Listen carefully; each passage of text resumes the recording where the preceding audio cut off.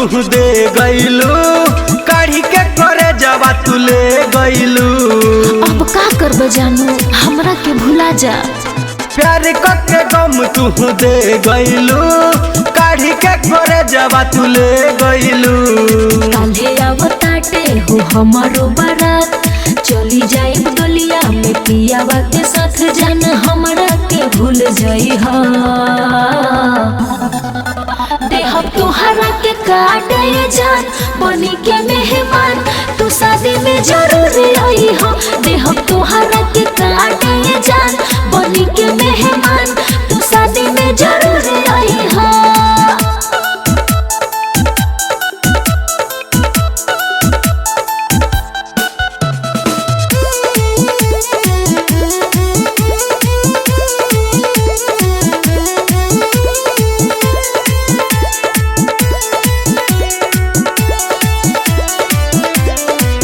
डोलिया में चढ़ी के जैबू हो, चली जैबू हो। हमरा के जान तू भूलैबू हो, तू भूलैबू हो। मजबूरी में बा।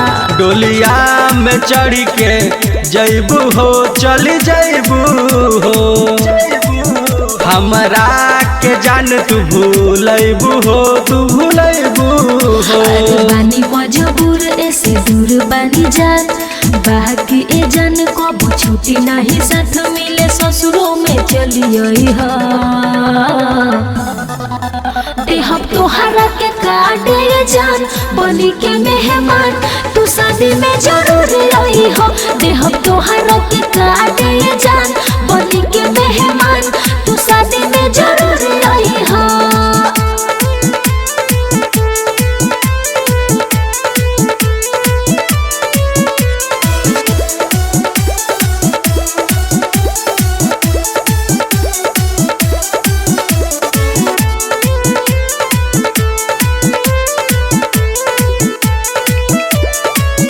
सेनुर दूसरा के परी जाई हो, परी जाई हो।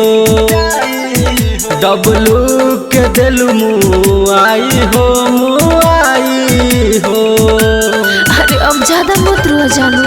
सेनुर दूसरा के परी जाई हो, परी जाई हो। डबलू के दिल मुँह आई हो, मुँह आई हो।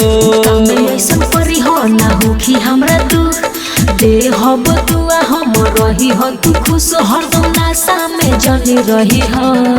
दारू पिएंगे तुम्हारे ससुरा में आएंगे। देहब तोहरा के काटे जान बनी के मेहमान, तू शादी में जरूर आई हो।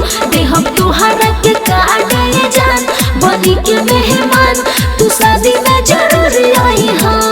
प्यार के गम तू दे गइलू, काढ़ी के करे जवा तू ले गइलू। अब का करब जानू हमरा के भुला जा।